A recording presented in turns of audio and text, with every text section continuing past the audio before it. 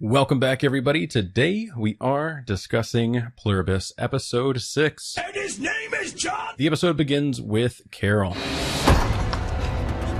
She takes a moment, regains her composure, and starts documenting. Here we are inside something called Agrijet. She walks through the warehouse, showing off all of the things that we saw last episode with a big reveal that I was very, very happy to see. That is not a Butterball turkey.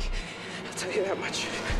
She props up the camera, slowly turns the human head to face us, and the crowd goes wild. In the official Pluribus podcast, they noted that this was not a real human head. I know some of you voiced, concern for the humane filming practices, but fear not. They used a 3D replica of Vince Gilligan's head, and I just think that is pretty neat. What are they doing with all this, huh?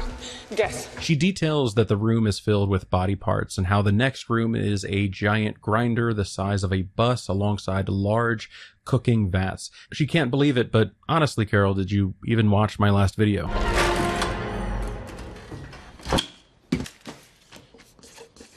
She gets home and starts making the usual envelope for hive mind distribution, but then realizes the weight of what the hive mind knowing would really mean. I think she fears for her life here. She does not want to suddenly be a target in order to keep the remaining 12 from finding out the truth. Imagine if the entire world with 40,000 altitude drones knew that you were trying to share their deep, dark secret. Without trusting what the hive mind is telling you, I think most people would do the same. She knows that the hive mind has killed people before, accidentally or otherwise, so why would she ever believe that they would not try to stop her? The only real solution is to deliver the message by hand.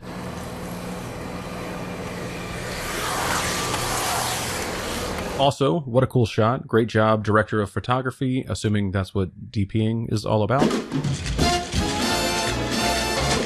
Kumba, Kumba, Kumba, you dirty dog Kumba. Of course, he is at the Westgate Las Vegas Resort and Casino like he told us that he was going to last time that he and Carol spoke. He wanted to reside in the Elvis Presley suite, and he made that happen. It feels like it is just his permanent home now, and why not? The entire city is basically his. So much so that when Carol suggests later that she would want to just stay in another suite down the hall, he doesn't quite know how to tell her that she would still be intruding on his space. The scene we start with is one of indulgence. It feels like a Gatsby party. There's opulence, decadence, a looming force above everybody and everything, never fully revealing their hand. Tapis. They openly drink the mellow yellow and play out a scene of a high-stakes poker game to make Kuma feel like he is the king of the world. It highlights how there is no real enjoyment in things like this anymore. On the surface, it's not highlighting that, but in reality, it's fake, right? There is no real stakes. This is not actual chance or skill or playing. It is puppetry. It is... yeah. Even before we see the player break character, I think it's clear everybody in the scene is being told to play their part to this enchantment. Kumba may feel like he's the one pulling the strings, making things happen because he's requesting them, but it all feels to me like a self-inflicted manipulation. They give him anything and everything that he wants in order to pacify him, to not be a Carol, and all he has to do, and all of the others have to do, is not be a Carol. It's a power fantasy. He defeats the bad guy, he steals his girl, almost steals his henchman as well, but he's not really in the mood for sausage tonight. My favorite part of this scene was when he leaves and all of the happy people no longer have to spend the energy performing.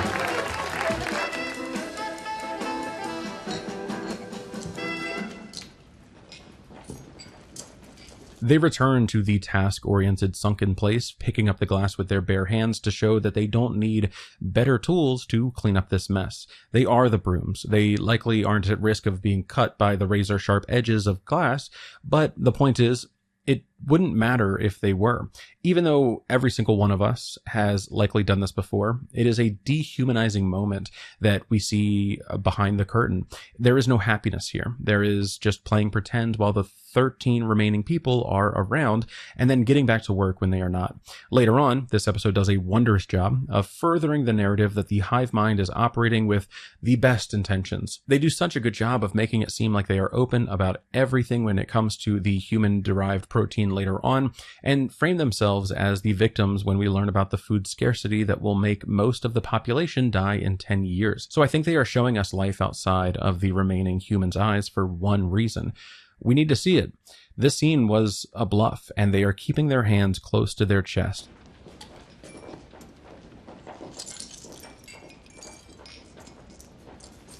We then see the bubble bath meant for a king and the sudden change once they realized Carol was about to arrive. I'm curious when they detected her, like if she was filling up at a gas station and someone was like, oh, it's the shunned one. Okay, let's skedaddle. Or if they had been using like the Reaper drone to keep tabs on her this entire time. Also, spy satellites are a thing, right? So why not that? Why wouldn't they be monitoring all of them to ensure maximum happiness? This was a 1.5-minute long continuous shot that they did so beautifully. They start by zooming out from the empty pool behind his back, showing us exactly like they did in the previous sequence that nobody is having fun when he's not looking, when he's not around. The women exiting conveniently have their breasts covered, but their butts are as bare as they can be. And of course, that is what he is able to see. As a boob guy, I am devastated, but as a believer that this could be a subtle way to show us that they are keeping his eye on ass instead of the stuff that he should be paying attention to, in the places that he can't see. I kind of love that. Kumba is offered the chance to leave with them, but he does decline, acknowledging that he will have to talk to her eventually. This episode does a great job of making Carol feel like the odd man out, and it really starts building and rolling down the hill here. Please be here, please be here, please be here, please be here, please be here. The signs direct Carol where to go, using all of the electricity humanly possible to illuminate the city of excess. It's likely that Kumba requested for all of these lights to stay on just like Carol did, but of course we just see this bright shining image of his life and not... I want the lights back on. All of them. Everywhere. Now. She makes her way up the elevator and meets our international man of mystery. On their way out the door, they told you I was coming. Mm-hmm. You can feel the disdain in his voice right away. He is tolerating Carol from the very beginning. I bet they didn't tell you why I was coming.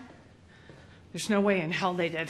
Carol insults his place by calling it a barn, and he's not pleased to be in this moment with her. Of course, she's poking fun at the incredible sight, but to him, he's just feeling like this is the bull in the china shop yet again about to rampage through something. Is this another one of your videos? This is when he confirms that he has received all of Carol's videos and includes this cunty little remark. Of course. They were very well done. Very dramatic. Carol is upset that she didn't get a call back, but decides to save that for later. The most important thing is that someone else needs to know the hive mind has been eating people. She needs to share this before it's too late, but of course... Is this about them eating people? What? He does say that he finds it troubling, but then he derails her further by picking up the remote and using the very TV that she was about to use for her big reveal for an even greater subversion of expectation. Hello, Carol. We're John Cena, and we're here to address some questions you may be having regarding our food supply. Wonderful. Simply wonderful. John fucking Cena is canon. As you know, we can't purposely kill, harm, or otherwise interfere with any form of life. We know that they cannot lie, to some degree. We know that they can withhold truth, such as the reveal about plant life being off limits after they said that they would prefer to be vegetarians. That can be seen as a form of lying, since they chose not to include the note about Windfall being the only thing that would allow them to be vegetarians. The moment later with the collection of stem cells can also be seen as a purposeful withholding of information, because I'm hoping every single one of us remembered Carol's frozen eggs in that moment, but let's talk about that later. We know that they cannot lie, but they can withhold truth. They can say that they cannot kill or harm, but the inclusion of interference is the thing throwing me here. They do it constantly. They interfere all the time. Everything they do is an interference in the lives of these remaining humans. It's welcome interference to all but two of them, but it is interference. If they were simply observers of this world and not taking any kind of action, that is the only way that they can truly see their actions as not interfering. But they are not observers. They are interferers by every definition, philosophical framework, Webster's and Urban Dictionary on this planet. So what are they really saying here? And what else is being hidden? Why do they want us to know that they cannot interfere? The moral consideration of plant life drastically changes the approach to the food scarcity topic that we've been talking about, but we are still quite on track. We say any life, that includes plant life.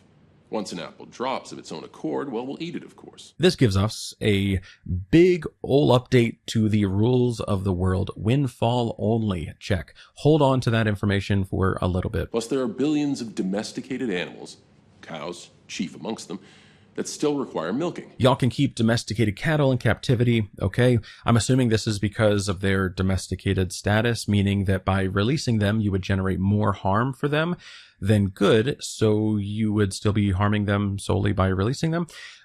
Maybe that's why they don't view what they are doing with the 13 remaining humans as interference, because otherwise our domesticated selves and we couldn't survive, right? We would have such little way to actually care for ourselves that we would be far more harmed than we would be by them taking care of us.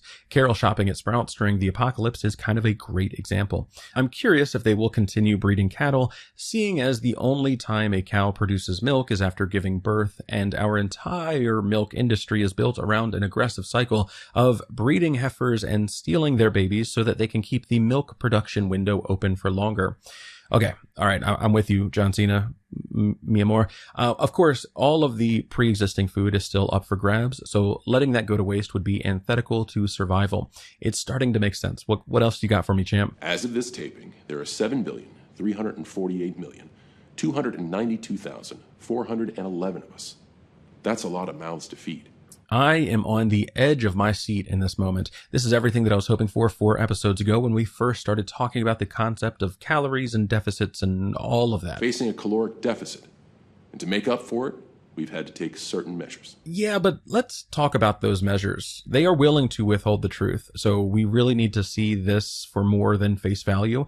You take over a species, you learn that the world is too populated, you take measures. The inclusion of this inability to harm plants frames this as a self-inflicted wound because they are willing to let human life die in order to give wheat a chance at a good quality of life. So I don't think it's a stretch to say this, that Pluribus life is likely going to be allowed to die in order to give the other life inside of the Pluribus the same. And of course, who takes up the most resources? Someone John Cena's size needs 8 of these every 24 hours. Larger individuals require more, smaller ones less. Mr. P, you're doing great. Sadly for you, when it is time to take measures, you have been weighed, you have been measured, you have been found wanting too much compared to other people whose lives they weighed against yours. You are too big, you consume too much, and if everybody on the planet was Carol size, more people would survive for longer. So when it is time to trolley problem one John Cena or one small random woman of the Pluribus, they are going to pick the small woman. She needs less resources, and John Cena's body, which they will say died to natural causes since they are going to let people starve to death in order to protect the wheat's quality of life, will be a much larger feast for the remaining HDP enjoyers of the hive mind. I'm curious exactly when the decision will be made. John Cena's starving body will give less resources to the whole compared to his current fine oiled up muscles and rock hard. So when do they pull the trigger? Well, we don't know. And we don't even know if John Cena will die. However, I think in terms of the thought experiment, in terms of they have a finite amount of resources and using them appropriately could look like them deciding that certain people need to die when they are at their maximum HDP percentage. I think that if they, after this moment, had him walk directly into a meat grinder, and then had Sigourney Weaver explain later that more drastic measures had to be taken when they realized that all of the women and children could live for another 600 years if they eat all of the men who have been using too many calories. I think that is entirely possible. John Cena's size needs 8 of these every 24 hours. There is a reason that they word it like this and not simply everybody needs a few of these a day. And it's the same reason they gave us this fat shamey diagram and body mass index. They are figuratively and literally weighing lives. They are finding out the bigger people need more than the smaller people, and people that work out, sleep enough, do whatever this is, are on one side of this equation, and the fatties that eat fast food and donuts are on the other. What's in it? Well, a lot of things. They detail how the recipe changes from place to place, so they haven't quite worked out the super food perfection that I thought that they could or would be doing. But at the end of the day, this is all these humans need every single day to keep them alive. I think in the long term, they could create the perfected food source that I talked about before, but perhaps that is many, many years away.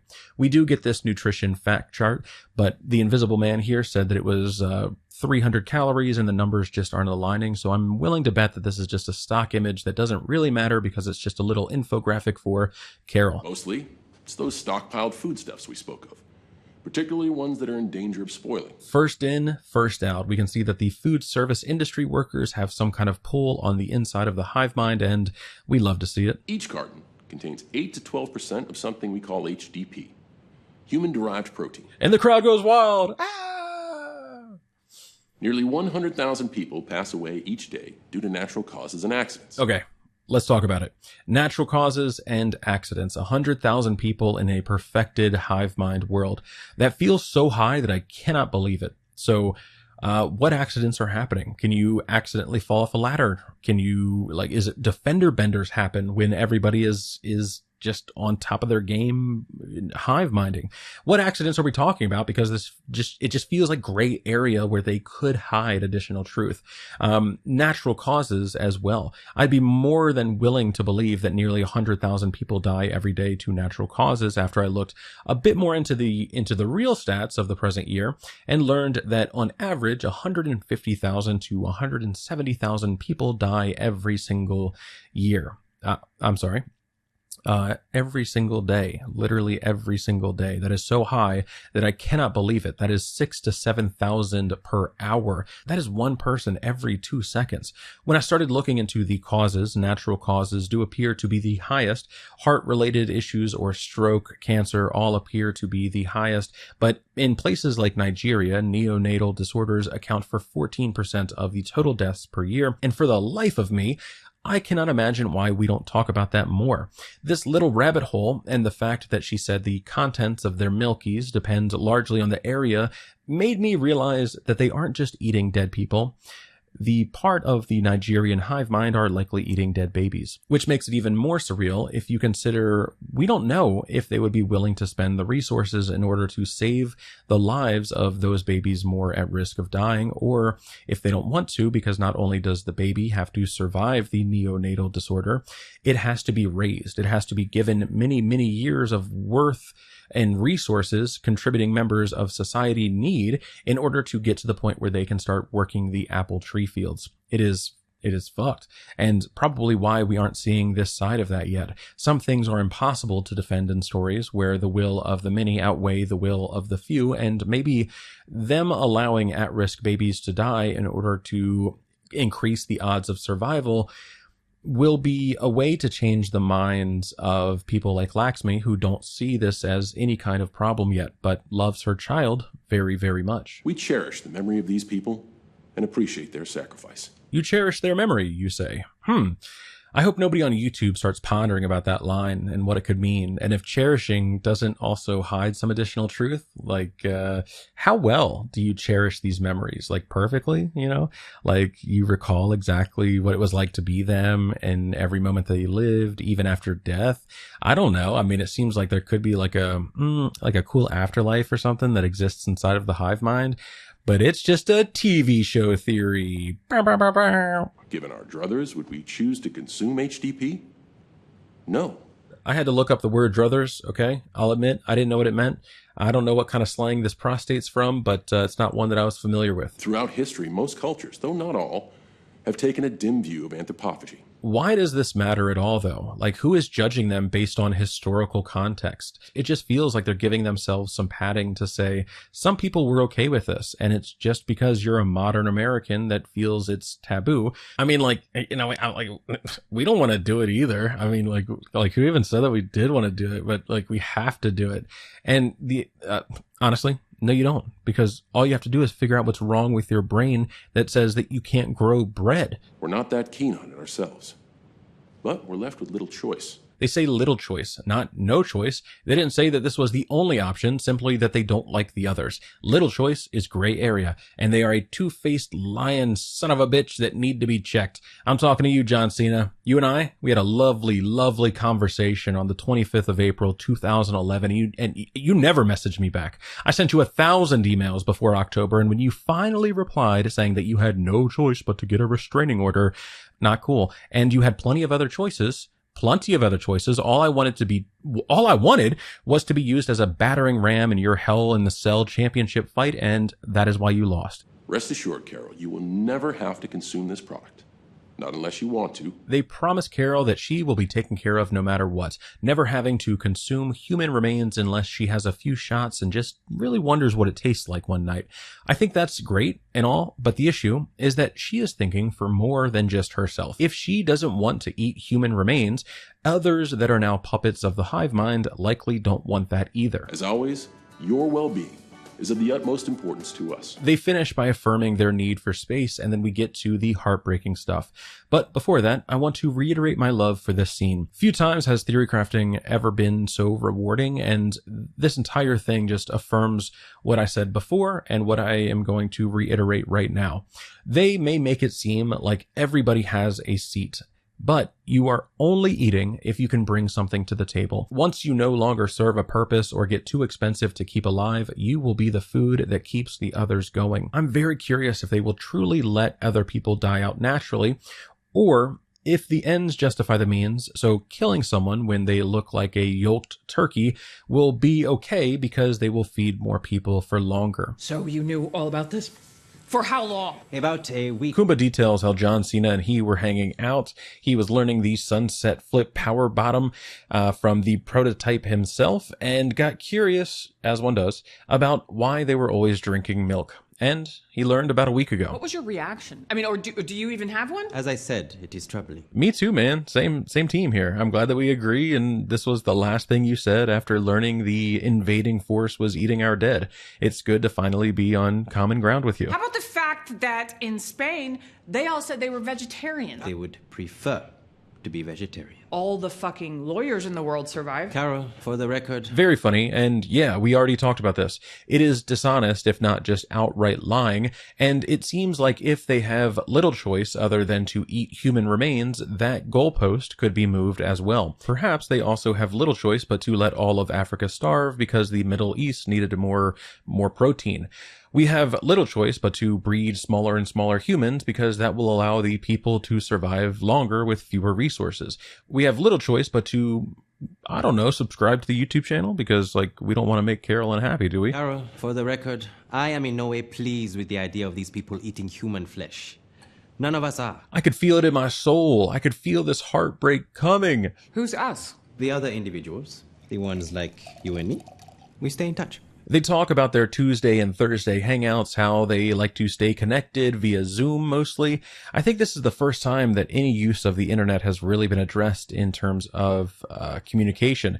I'm not sure why nobody is questioning why they still don't have cell phones anywhere anymore, but maybe it's because Zoom exists and all of the others can say, hey Bob, tell Laxmi I said hi. Most of the world's population will starve to death within the next 10 years. Most of the world's population, because they won't eat a McDonald's Bacon McDouble with mac sauce, because they won't eat anything but Windfall foods and the things that are already on the planet. We wish to save them from that. So let's talk about that and the possible solutions with the Windfall point of order now that we know they are absolutely insane people. Windfall is the process in which wind blows things and things fall. In the context of what he's saying, he's implying fruit trees, so engaging solely with the obvious in terms of how to feed a planet, they could plant a massive orange tree orchard and create some massive greenhouse warehouse that yields fruit year-round.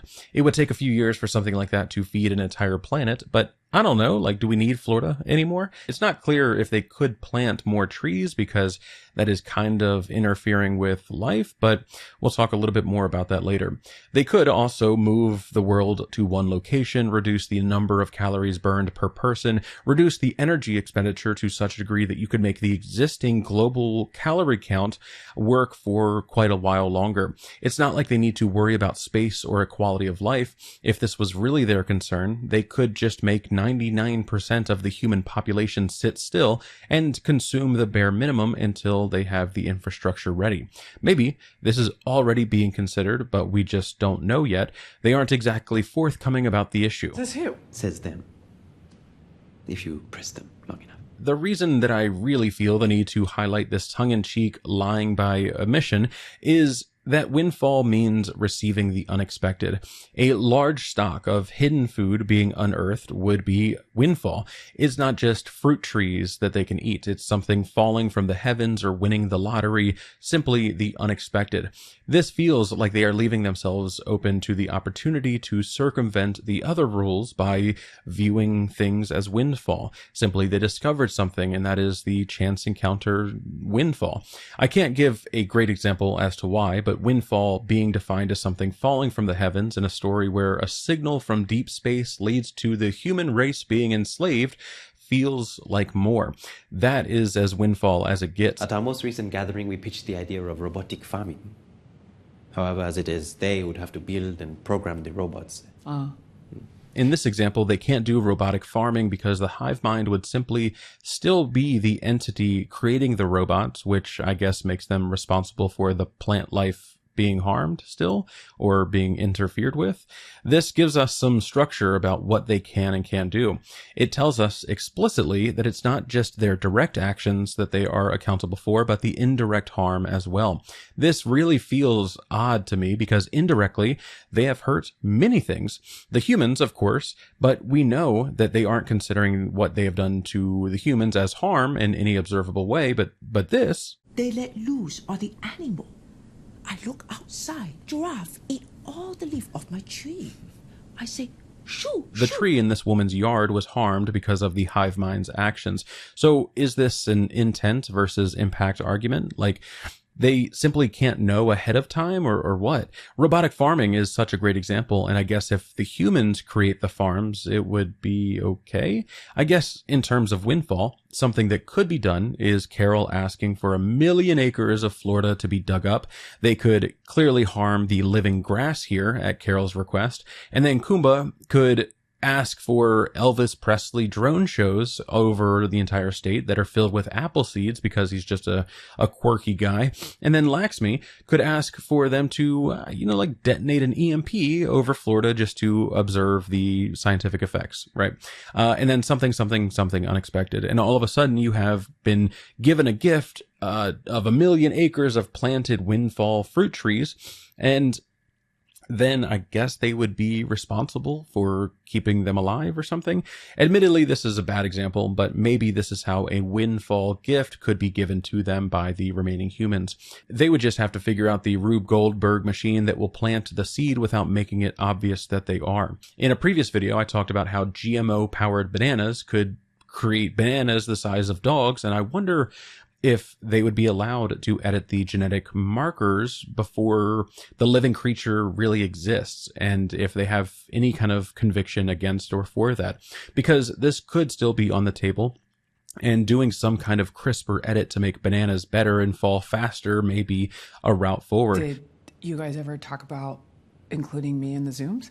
I am a professional writer, and no offense, but I can come up with shit like robots all day long. Yes, ma'am. You wrote a book, you did the thing, let them know. Talk that shit. Kumba tells Carol that she is the weakest link of the group, voted out of the weekly meetup.com meetings, because she spoke a little too directly and did not care to invite the non-English speakers. We get the shot of them standing side by side, and the height difference is really being highlighted here. You could shoot this in 1 million different ways to show them as equals. else. A shot like this puts significant power with Kumba. He feels massive here, and with that, she feels small. I think the intention is quite the opposite of the traditional man looming over a shorter, smaller woman to assert dominance in a scene. Carol is the future, and people like Carol. Smaller people able to do anything that men can do because we have tools and no longer need brute strength to protect people, nor massive muscles to lift things or open pickle jars. In the modern era, your brain is the most important tool, and the great algorithm in the sky saw it fit that women evolved to give brains to their offspring. But men's bodies largely evolved the way that they did to increase survival. The people that were bigger were able to protect more, were able to provide more in the era of like you go get the food.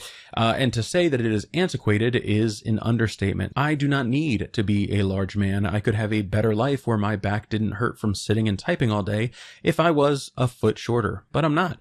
And men are often bigger, women are often smaller, and John Cena told us, larger individuals require more, smaller ones less.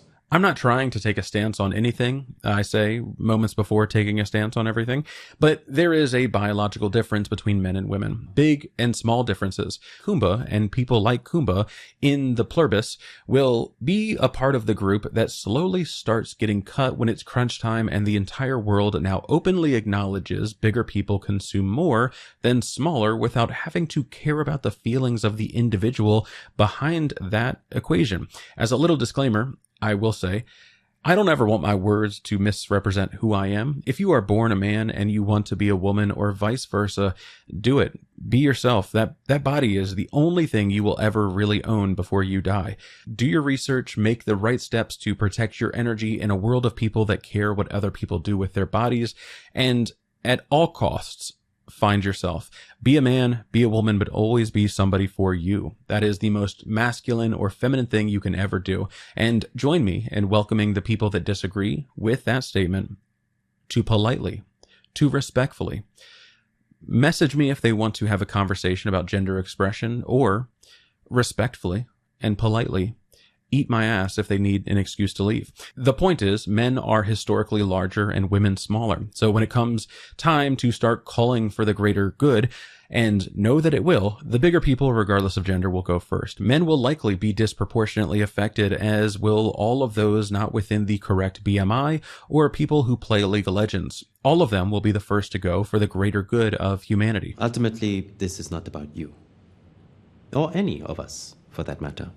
Yeah, sure, I get it. Carol takes some time to ground herself in the bathroom. I mean, the insanity, the utter insanity must feel like hell coming to life. Same for the loneliness that she must feel. She wants so badly to help, but the only people that don't see her as a problem are Pluribus, and she knows something is not right about that.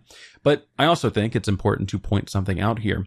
She could be wrong. Pluribus could, at the end of this story, be a force for good, and we're seeing the natural reaction of someone who feels the need to hang on to the past while the world advances. If you are the only person screaming into the void that something is illogical, while the rest of the world believes that it is not, it is not. While Carol is crying in the bathroom, Kumba talks to the hive mind and says, "I miss you too, my loves." Now listen, I'm a free love kind of person. I say I love you far more than most. If anybody wants to tell me that this is a French thing, I'll read your comment, but make no mistake, this is him saying that he loves the beautiful women that he is being surrounded by, which is problematic. He may think that he loves them. He likely loves the life that he now lives, but the hive mind cannot love him. Love is an intimate thing between two people. Unless you're poly, then it is between two people and their two people and their two people and their two people. Either way, you're not included, you dork. But seriously, I don't believe the hive mind can know what human love is. And getting this little shot of an enchanted Kumba while our leading lady is made to feel like the most unloved and lonely person in the world, I mean, there is just no way that this was given to us without additional meaning. There is no way this was solely so that we could know Kumba enjoys his life right now.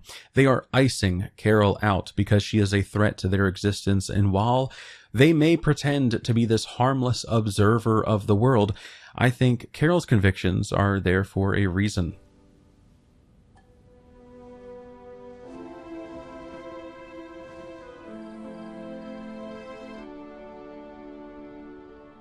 loved this moment. He goes to see her, assumingly to continue talking, but it's not clear how much time has passed. He finds her passed out, alcohol still in her hand, and he responds with kindness. He gently takes the glass, he covers her body without waking her up, and then he reflects. I don't think it's time for us to yet acknowledge his depth, but him quietly studying the empty world kind of speaks to me. I think he still represents the opposition in a big way, and we need to see Carol reveal the truths of the world to him, to see what she sees, to understand her perspective, before we realize that he's not just some playboy. He too thinks about the world when he's alone, and that is why we have this moment. Once again, your timing is perfect. He makes her breakfast. We see more eggs, which is important for two reasons. Firstly, I said before that we have had far too many mentions of eggs in one season of television. And secondly, Carol's eggs are something that we've talked about before and something that we are about to talk about again. That looks good. Thanks. Avec plaisir. Bon appétit. Kumba watches as she eats her food in a slightly different way than he would, and then he mimics her. It's actually so touching. Like, this is the beauty of culture and the entire purpose of it. It is a thing meant to be shared, and more importantly, it is meant to be shared by living and by giving others our attention, by trying to see the world as others do. He could have the entire world in his back pocket like he does right now, but if they only live a life the way he does, he may never have learned that the combination of all of these things makes something greater than the individual ingredients. I think there's some beautiful allegory for this entire thing, and also why it's important to champion individuality while we're having this funny moment between unlikely breakfasters. I'm sure you need a break from me. I've enjoyed your company, Carol. Oh, he 100% needs a break from her. He is still viewing her as the thing disturbing his peace. You like your space, I get it. Oh. So, I really thought this was about to be a big brain move by her to highlight how the hive mind will eventually consume him, and then he'll never have space ever again. I'll go find my own suite, get cleaned up, and then we can get together later. Then this broke my heart. Look at this man trying to find the right words, not realizing that he is absolutely driving the forever alone Carol train. She is heartbroken. The idea of her even being in the city bothers him. Of course, it means that his lifestyle lappies wouldn't be able to return, so he's likely thinking about that loss more than anything else, but he wants her gone, and it is obvious. I'm just messing with you. She then says that Las Vegas is a $1 trillion light-up ashtray, which is accurate, and then faintly hides her feelings with, No offense to your new town. very important word choice. I love this. It tells us how he thinks of this place. After all, the 13 of them can now go to any place that they want, and it becomes virtually theirs. I'm sure it's no Albuquerque. I have gone to both of these places. Trust me when I say that Las Vegas is no Albuquerque, but I do love this battle of wits. It felt like two catty people at a workplace that really have been wanting that moment where they can say how they really feel about the other person, but they gotta keep it light. You can always call me. Dial 0 and they will find me wherever I am. It just feels like he's a mouthpiece for them right now. Literally part of the hive mind without being forced into it. Maybe you will have some ideas on how to save these people from starvation. Maybe tell him to pick a fucking apple. 10 out of 10. This is why we should all love Carol. She's real. She's not muffed by the illusion that they cast and sees their imperatives for what they really are. Lies, deceit, excuses for ending the world and creating the very doomsday event the remaining humans feel the need to plan for. I meant that, but I'm not some kind of monster. I just, they're doing this to themselves. Kumba, the other humans, and Pluribus all believe that this is an impossible thing to avoid, but of course, the solution is obvious. The only way to save these lunatics is to turn them back the way they were. Carol sees more clearly that the path forward is the path that she has been on. She just needs to find the right people for her team.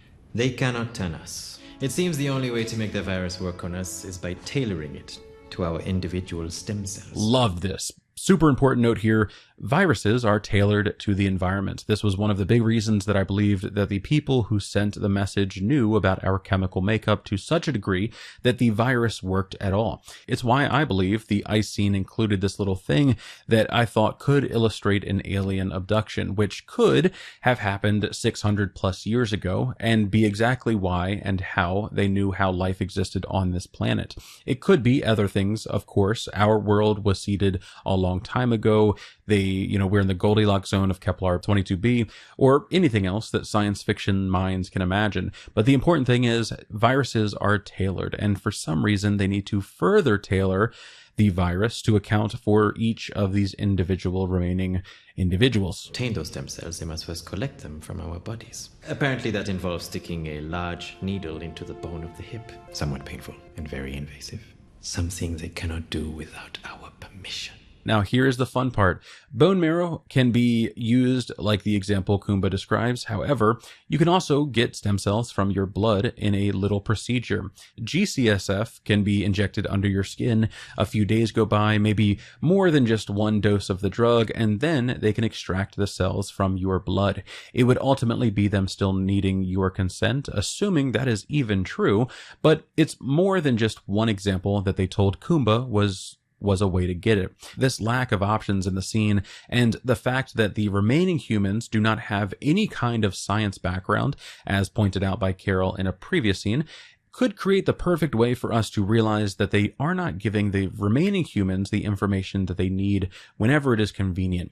We have the science, we know, we can look up anything that we want to. I don't think that they can. I don't know why Carol's not on the internet Googling stuff, right? Or why we're not seeing that fail for any kind of reason. By being hyper analytical or critical of the science in the show, especially when it comes from Pluribus, this could be a way to detect when they are lying, when they are masking certain truths.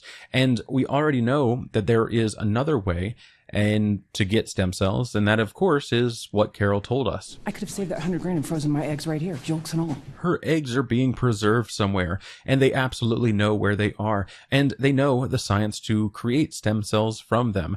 That is why they word their response like this, and not simply, "We will not use your stem cells without your consent." They are counting on the remaining humans to not know yolk about eggs, and creating a false sense of security for the people while they continue working in the shadows on projects that would be displeasing to the remaining humans. And I'm not solely talking about Carol here. We're only seeing the lies being told to Carol, but I have to imagine that everybody is experiencing this in some kind of way. Little, absent truths, little things hidden from the full story that the person is actually asking, and they're just being told, yeah, we're not going to use your stem cells. But in reality, they already did. They just mean that they won't use them again, but we're already past that process, right? So it's not technically a lie. We already have them. We're already working on the thing. We're not technically lying. And again, I think that's happening for every single person. Hello, Carol. Is it true that you need our stem cells to turn us into you? It's curious that the phone here was used, but the call was answered by the voicemail tailored to Carol. It feels like they are just watching at all times, or something more is going on. Carol? After a moment, and only a moment, the writing is on the sign outside. This was cool, and her slowly running back to the phone to ask another question was hilarious. I am officially going on record that I do not consent. Of course, we know that they do not need to. In terms of consent, she says that they will not lay a finger on her, not that they will not turn her. So, behind closed doors, the plot to turn Carol is still going on. This is your vehicle? Yeah, buddy, she's the sheriff in town. You can fight the law, but the law won, son. Interesting choice. You too. Funny. Also, vibes. Sign me up for this any day. Or like a 1-to-1 replica of the Mystery Machine. Either one. Sign me up. The world is doing the best it can. They want to come back, Carol. They're just looking for a change of heart. Again, more puppet work by the ones pulling the string. Fuck them. We then get to the juicy part that I wanted to talk about. We see this clock counting backward, going from 12 days to 9. I think the importance of that is that we know the sequence ends with him leaving, and we need to know that he's he's going to be driving for quite a while by the end of this. The only place that I think that he is going is New Mexico to see Carol. They do a great job of showing her loneliness as of late, and Manusos's attitude mirrors hers. They are both the real ones, but that journey might be harder than simply driving for a few days from Paraguay to New Mexico.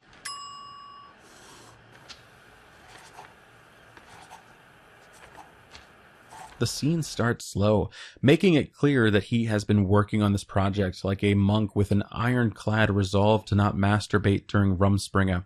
His scan is complete. He has reached every frequency his current setup can get to, and he flips backward to a single anomaly that he found along the way. 8.613.0.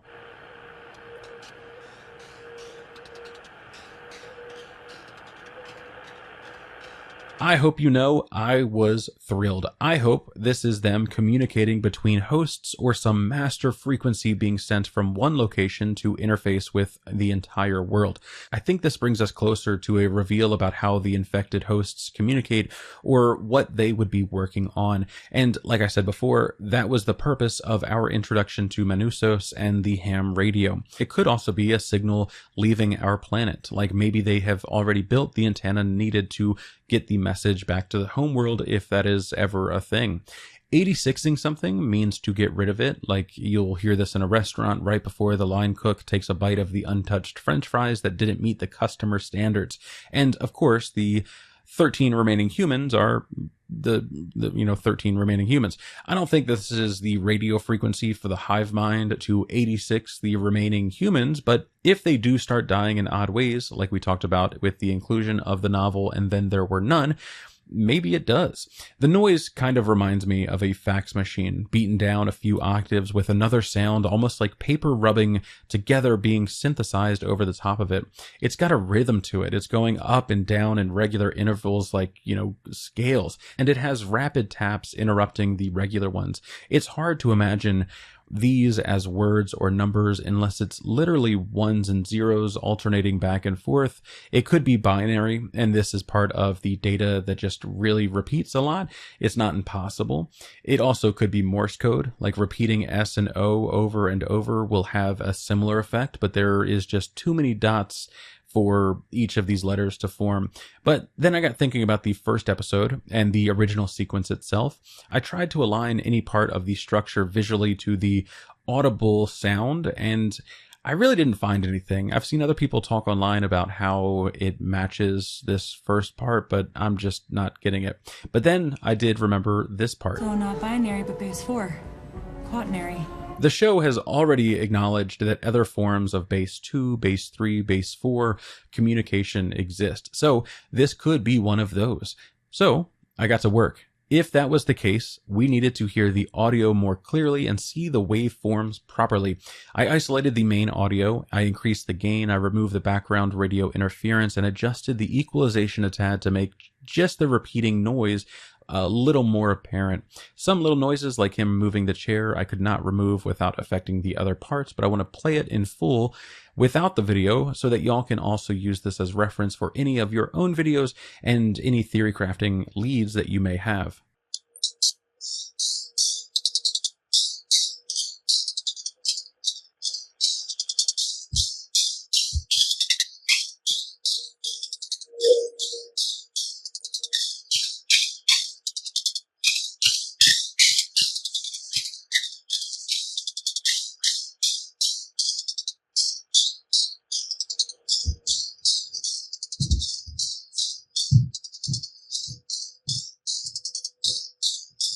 Even after spending the majority of a whole day trying to make heads or tails of this, I'll be honest, I don't really know. I've been trying to find the ghost in the shell, and I did not. I'm hoping that someone recognizes this noise from some random part of their life and goes crazy in the comments about how it sounds like, cobras having sex with each other or something. I did post this clip on Reddit and Facebook and all of the social media that I have the HaxDogma hentai tentacles in, and I did think that quite a few people were happy to have this. Lots of people had thoughts about it, and I'm sure these comments will be the same. From what I was able to figure out, there is a slight difference in the cadence in almost every single repeated section, and those could be markers of delimitation if these ever do turn out to be letters or numbers in an encoded or cryptic kind of way. I don't think we've heard enough of the signal to create an alphabet or working numbers with this, but hopefully we hear it again and find more parts that we can match to the structure of common words. It really does have some kind of musical element to it, so I did also send this enhanced track to random EDM artists across the world from anonymous accounts and said, wow, oh my god, check out this new sample I found in a crazy way. So in like 3 months to a year, if the music scene has a new tune, you're welcome. I'm also entertaining the idea that the signal itself is a kind of red herring meant to give depth about the possible nefarious things happening in the background, when really Pluribus is just a show about how the collective is a good thing. It's not impossible. I did also inspect the other audio tracks with a fine-toothed comb and found crickets.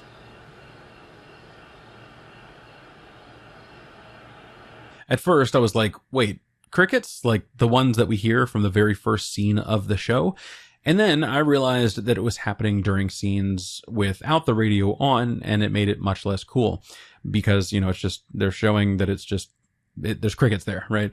Although, if this is a signal to get off of the world, we did talk about the crickets in episode 1, hinting at the signal being part of the remote ends reproduction cycle, like the cricket mating call, and that could still be on the table. I've seen posts talking about the exact frequency being related to maritime operations. I wasn't really able to fact check that. All I did was find the PDF here with a cool chart that showed underwater drilling stuff, but a good number of the Hive Mind were posting about this on Reddit, so if Manusos is heading for a ship, I think that could shape some kind of understanding of seafaring, or maybe he has a past in naval something. If the sound that I played means anything at all to you, please let me know. It could be a radio-assisted sprinkler system for all we know, or again, a slight red herring to direct Manusos into the world. Hell, I mean, the Hive Mind likely knew what he was doing inside of here, even with the windows blocked, and this could be some form of manipulation on their part,